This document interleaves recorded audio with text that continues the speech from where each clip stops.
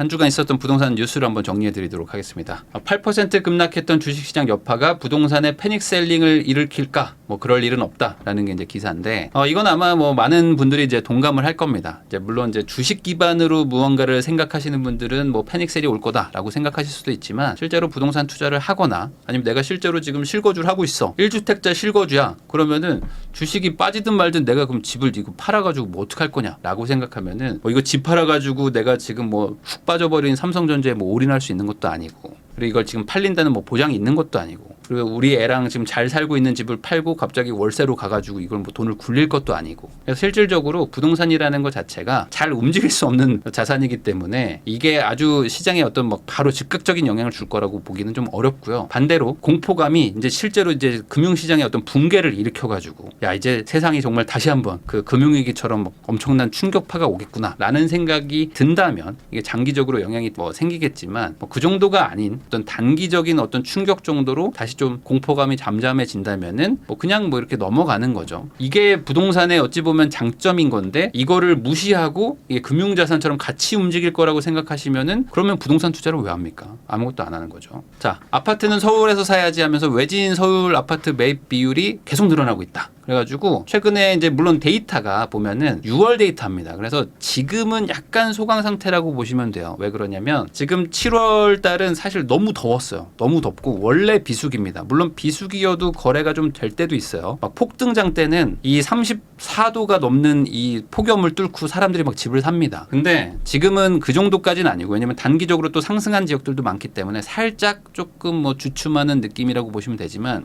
여전히 일부 지역들은 계속 거래가 되고 있어요. 자, 어쨌든 그 외진 데이터 비율은 이제 6월 달 기준인 거고 이게 전월에 비교해서 훨씬 많이 늘었다라는 겁니다. 7월도 외진 비율이 뭐 아마 높을 거라고 보입니다. 약간 내려가지 않았을까 정도로 뭐 생각은 들지만 그래도 꽤 많은 비율을 유지하고 있을 것이다. 지금은 똘똘한 한 채라는 거에 대해서 정책적으로 뭐 제도적으로 계속 막 강요를 하고 있고 그리고 이제 지방 분들의 어떤 그 공포감이 있어요. 그러니까 지방에 있는 분들의 공포감은 그런 거죠. 그러니까 집값이 떨어져서 서울과 격차가 더 벌어지면 어떡하지? 라는 거에 대한 공포감은 분명히 있는 거죠. 그러다 보니까 그 지역에서 팔고 이쪽으로 넘어오자라는 생각을 계속 가지고 있다 보니까 외진 비율이 어쨌든 뭐 높은 상황을 유지하고 있는 것 같습니다. 자, 그러다 보니까 이제 지켜보던 40대도 뭐 집을 사자 하면서 서울 아파트 매입 비중이 첫 30%를 돌파했다 했는데 뭐 30대가 많이 사다가 40대로 뭐 옮겨갔다 뭐 이런 내용들이 기사들이 많이 나오지만 사실 비율이 그렇게 큰 차이가 나진 않습니다. 그러니까 30대만 사고 40대는 아예 안 사다가 이번에는 30대는 안 사고 40대만 사는 것도 아니에요. 50대는 안 사냐? 50대도 삽니다. 50대 뭐 40대 30대 다 사요. 근데 약간씩 이렇게 조금 차이가 있는 거죠. 그리고 그런 거는 사실 정책이라든지 대출 규제가 어디에 있느냐 뭐 아니면 대출 혜택을 주느냐 아니면 지금 집값이 올라가는 뭐 거래되는 지역이 뭐 경기도냐 아니면 뭐 서울이냐 뭐 이런 거에 따라서 자산 보유 비율이 달라서 약간씩 차이 나는 거지 뭐 이게 뭐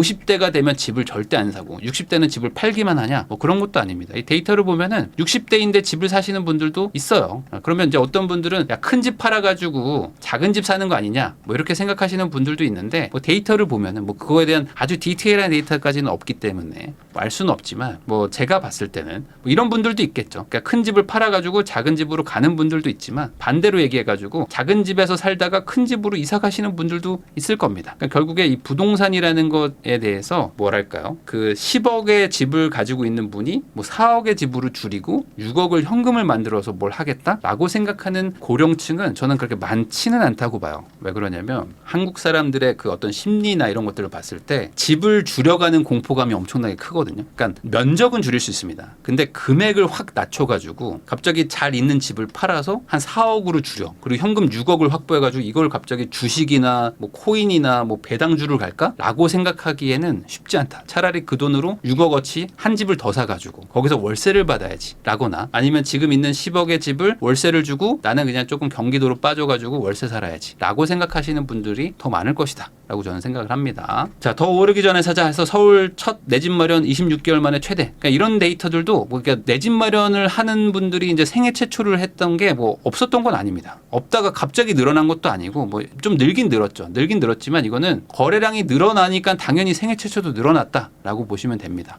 그러니까 이게 마치 원래 지금 안 사던 무주택자들이 갑자기 막 영끌을 해가지고 집을 샀다라고 또 오해하시면 안 된다. 그냥 이 거래량이 거의 2배 넘게, 2배가 뭐야? 거의 3배 가까이 거래량이 늘었기 때문에 이거에 대해서 당연히 생애 최초 첫 내 집 마련도 늘어났던 거죠. 자, 서울 아파트 오늘이 가장 싸다 해서 1주세 1억 뛰었다 해서 최대폭 상승했다. 뭐 이런 얘기들도 계속 나오는데 이 데이터들이 지금 약간 한두 달 전입니다. 한두 달 전이기 때문에 이거에 대해서 야 지금 7월 8월도 이런 엄청난 광풍이 불고 있구나라고 생각하기에는 약간 이미 올랐어요. 이미 올라간 것도 분명히 있다라는 거 말씀드립니다. 자, 그러다 보니까 지금 정부에서 지금 마음이 급해요. 그래서 지금 주택 공급 확대가 핵심이다 해가지고 이번 주에 부동산 종합대책 발표하겠다라고 얘기하고 있는데 뭐 이번 주일 수도 있고 다음 주일 수도 있을 것 같습니다. 어쨌든 지금 분위기는 광복절 전에는 발표를 해야 될 것 같다라고 생각을 하고 있는 것 같아요. 원래는 이게 한 추석 전쯤, 보통 그 과거에도 추석 전에 발표를 하거든요. 왜냐면 추석 때 연휴기도 하고 그때 워낙 그 인구 이동이 심하다 보니까 이 민심이 막 확 바뀐단 말이지. 그래서 좀 모으고 모아가지고 9월달 한 초중순쯤 발표할 거라고 저는 생각을 했습니다. 근데 이게 지금 상황이 지금 시급하다 보니까 안 되겠다. 부동산 종합대책을 발표하겠다라고 지금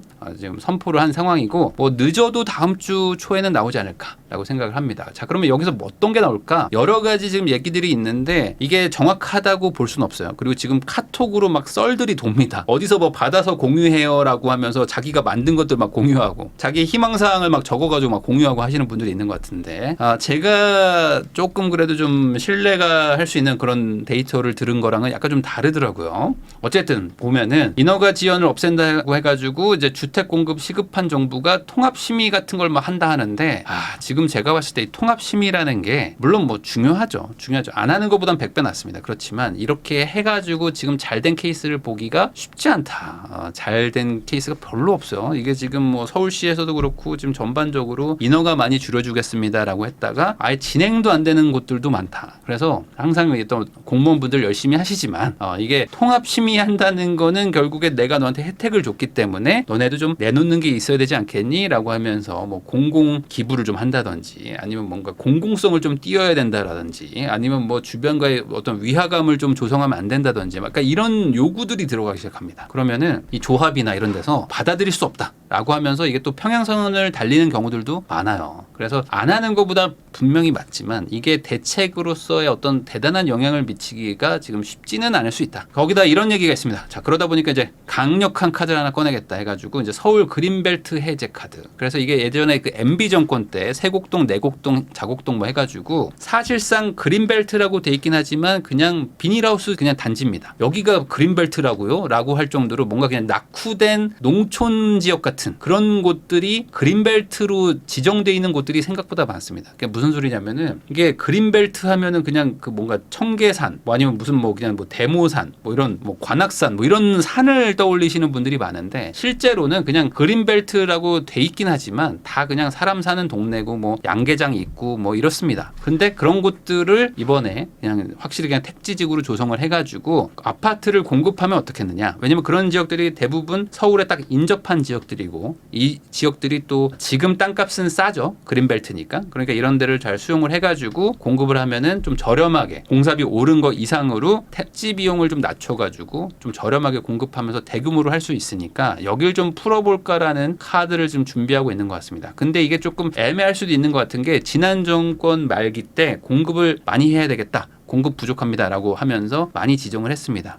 그러니까 이제 3기 신도시도 하고 3기 신도시 아니지만 사실상 3기 신도시와 마찬가지인 미니 신도시들을 많이 지정을 해놨어요. 그래서 이번에 어디를 할 것인가 이거에 대해서 조금 저도 궁금한 부분인데 이 강남 쪽에 보면은 지금 그린벨트가 많이 있습니다. 근데 그쪽에 그린벨트를 풀어줄 수도 있지 않을까. 그러니까 지난 MB 정권 때처럼 이 강남 쪽에 그린벨트를 풀어가지고 대규모 공급을 한다. 근데 이거를 공공분양으로 하겠다. 거기다가 뭐 반값 아파트를 하겠다. 토지 임대부로 하겠다. 뭐 강남에 뭐 4억에 공급하겠다. 5억에 공급한다. 이런 얘기들이 나오기 시작하면은 그러면은 뭐 수요가 좀 일부 좀 잠재워질 것 같기도 한데 뭐 이건 지켜봐야 될 것 같습니다. 자, 신축 빌라 추가 구입해도 1가구 1주택 특례를 부여할 수도 있다. 뭐 이런 얘기들도 지금 돌고 있습니다. 이 썰은 뭐 예전부터 돌았는데 이게 없었던 얘기는 아닙니다. 이게 1월달 대책 때 나왔던 거예요. 이게 뭐냐면은 신축 빌라나 뭐 신축 오피스텔 같은 것들을 사면은 다주택 수로 뭐 취급을 안 하겠다. 뭐 이런 내용인데 그러면서 이제 당연히 뭐 취득세라든지 뭐 양도세 뭐 종부세 이런 것들을 기존 주택 수로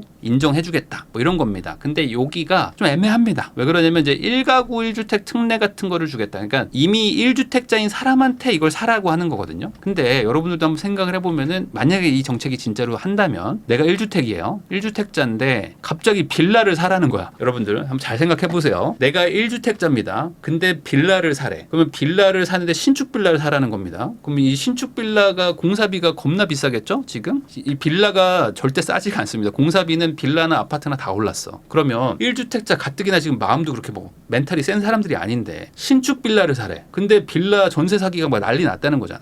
그러면 이 사람 이거 전세 어떻게 맞추지? 이거 막 고민도 되고. 근데 주택수에서는 빼준대. 자, 그러면은 주택수에서 빼주는 게 중요한 게 아니고 신축 빌라를 사가지고 돈을 벌 수 있다는 자신감이 들어야지 이걸 사는 거잖아요. 그러니까 돈 벌기 위해서 집을 사는 거지. 내가 1주택인데 이게 돈이 될까 안 될까가 중요한 건데 주택수에서 빼준다는 건 사실 그 나중 얘기거든요. 그러면 1주택자들 보고 이거 사라 그러면 쉽지 않다. 쉽지 않죠. 그럼 보통 이런 것들은 뭐냐면 다주택자. 이미 나는 버린 몸이야.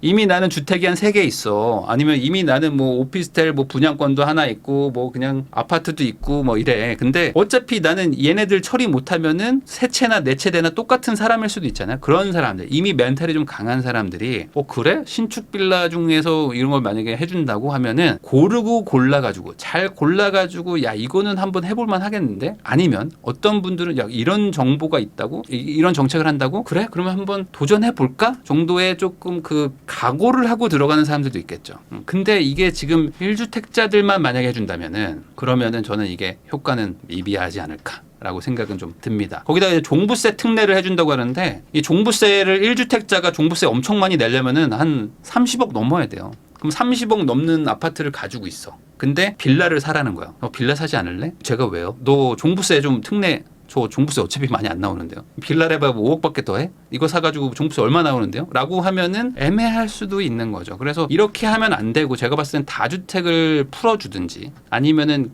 신축이 아니라 구축도 좀 풀어주든지 해서 기본적으로 이 비아파트 시장이 붕괴된 거를 구축부터 좀 살려줘야 되는데 이거 살려줘야 되는데 그 부분을 지금 조금 안 하고 있는 게 아닌가. 물론 이거는 이제 추정이기 때문에 아직 뭐 확실하진 않고요. 자, 지금 이런 것도 나왔습니다. 이 여의도 30분 거리 해가지고 김포 한강 2신도시죠. 이 한강 신도시가 이제 1신도시가 있고 이제 2신도시가 있는데 이게 공공주택지구로 지정을 했다. 근데 이것도 뭐 이게 뭐 새로 나온 얘기가 아닙니다. 원래 이 한강 신도시가 이렇게 생겼습니다. 이렇게 뭔가 나비 모양처럼 생겼었거든요. 그러면서 여기가 또 이제 그린벨트 지역처럼 뭔가 그 개발이 안 돼 있었습니다. 근데 여기를 개발하겠다. 2신도시로 해가지고 하나의 이제 덩어리로 만들겠다라는 겁니다. 그러면서 여기로 이제 뭐 5호선도 연장하고 뭐 하겠다 했던 것들, 뭐 GTX도 일로 뺀다 했던 것들이 이미 발표를 했었던 거고요. 이게 지금 이제 지정이 됐다라고 보시면 됩니다. 자, 그러면 아까 말했듯이 이제 공급 대책 같은 것들이 나온다고 하면은 이런 거 지금 공공주택지구로 지정이 됐으니까 얘가 제일 빠르겠죠? 그럼 이게 언제냐? 2030년에 분양한다. 물론 이게 없는 것보단 낫습니다. 없는 것보단 낫지만 그리고 이제 2030년이 돼가지고 또 공급이 부족할 수도 있으니까 미리미리 이렇게 지정을 해가지고 꾸준한 공급 시그널을 주는 거는 좋은 거예요. 그렇지만 이렇게 지금 주택지구 택지 조성해가지고 30년 분양도 계획이란 말이죠. 그러면은 지금 당장 공급을 할 수 있는 부분이 많은가라고 생각해 보면 쉽지 않다. 자, 임대 빼면은 서울 입주 올 2만 5천 가구뿐이다. 이건 무슨 얘기냐면은 제가 저번에도 한번 설명했지만 정부에서 지금 3만 8천 호 정도 서울에 입주가 있기 때문에 크게 문제가 없지 않냐. 이 정도면은 그 연평균으로 봤을 때 비슷한 수준입니다라고 이제 발표를 한 자료가 있습니다. 근데 여기에서 가장 핵심은 뭐냐면 임대 아파트를 빼면은 확 줄어든다는 거죠. 임대 아파트가 거의 10,000세대가 넘습니다. 그 10,000세대 가까이가 임대 아파트인데 그 청년 임대주택 같은 거 있죠. 역세권 청년주택 같은 거 이런 그 막 5평짜리 그 실평수가 뭐 10평이 안 되는 것들 이런 것들 거의 사실상 원룸이나 1.5룸에 가까운 것들이 많아요. 근데 이런 것까지 다 합쳐가지고 4만 호가 공급이 됩니다라고 말하기에는 실질적으로 그런 것들이 지금 우리 국민들의 눈높이에 맞는 주택은 아니잖아요. 그러니까 이런 것들 다 빼고 나면 그러니까 현실적으로 아파트로 취급하는 그러니까 일반 국민들이 아파트라고 생각하는 정도의 주택 수준은 2만 채 정도고 그럼 이게 연평균 공급돼야 되는 규모보다 한 절반 수준 정도라고 보시면 됩니다. 그러니까 너무 적은 거죠 사실. 그러다 보니까 이 부분에 대해서 공급 대책이 추가적으로 나올 텐데 아까 말한 대로 극단적으로 지금 뭐 그린벨트를 푼다거나 이런 식으로 좀 강력하게 나오지 않을까 추측은 하고 있습니다. 자, 풍선 효과가 제대로다. 서울시 토거제 재검토한다 뭐 이런 얘기도 있습니다. 그러니까 토지 허가제도 사실상 이게 되게 저는 뭐 개인적으로 되게 안 좋은 규제라고 생각하는데 이것 때문에 옆에 그 집값들 다 올려놓고 쟤네가 저렇게 비싸? 5년 전에는 우리 동네하고 가격이 똑같았는데 이제 5억 차이가 나네? 그러면 토허제만 풀려봐라 우리도 5억 올라간다 라고 생각하게 만드는 그런 제도라고 생각하거든요. 실제로 이것 때문에 집값이 잡혔느냐? 그 지역은 잡혔죠. 근데 그 지역이 올라갈 거를 몰빵해서 옆 동네가 다 올라가. 그러니까 옆 동네들은 더 비싸졌어. 그러니까 이게 오히려 뭐가 좋은 거냐 생각해 보면은 이 토지 거래 허가 구역은 집값은 많이 안 올랐는데 살 수가 없습니다. 토어제라서. 근데 옆 동네에 살 수 있는 동네들은 집값이 원래 오를 거보다 한 1.5배에서 2배 올랐어. 그러니까 옆 동네 애들도 못 사. 이 동네도 못 사. 어차피 못 사. 근데 얘네들은 규제가 풀리면 우리도 저기까지 올라가야지 라고 이 약 물고 있어. 이 약 물고 있게 만들어 놓기 때문에 다들 사실 안 좋은 거죠. 그러니까 여기가 참 문제인데 이 규제 완화를 할지는 미지수다. 그러니까 뭐 이것도 어떻게 될지 뭐 아직 그냥 약간 얘기만 나오고 있는 중이다라고 보시면 될 것 같습니다. 자, 서울 세입자 절반이 계약갱신 청구권을 썼다. 뭐 이런 기사들도 있습니다. 지금 뭐 집값 상승 때문에 살짝 또 가려졌지만 지금 전세 상승은 뭐 계속되고 있습니다. 그래서 전세도 계속 올라가고 있는 추세고 뭐 월세는 약간 잡히다가 또 일부 지역은 또 다시 또 월세도 올라가고 있고 막 그래요. 그래서 지금 이 임차 시장이 사실 흔들리면은 가장 힘든 게 정부거든요. 정부는 지금 임대차 시장을 못 잡으면 사실 이쪽은 방법이 없습니다. 그러니까 매매는 뭐 집을 취득세를 높이거나 뭐 양도세를 막 중과하거나 뭐 어떻게 해서라도 좀 막아볼 수도 있는데 전세나 월세를 규제할 방법이 없잖아요. 전세가 올라가는 걸 뭐 어떻게 막습니까? 그래서 이제 극단적으로 저번에 이제 임대차 3법 이제 거기서 이제 전월세 신고제 빼고 임대차 2법 때문에 전세가 막 또 폭등했다라고 하지만 그때도 이제 극단적인 처방을 할 수밖에 없었던 게 전세가 너무 갑자기 올라가니까 막겠다고 야 4년 살게 해줘 라고 했던 정책을 쓰는 바람에 더 올라간 거잖아요.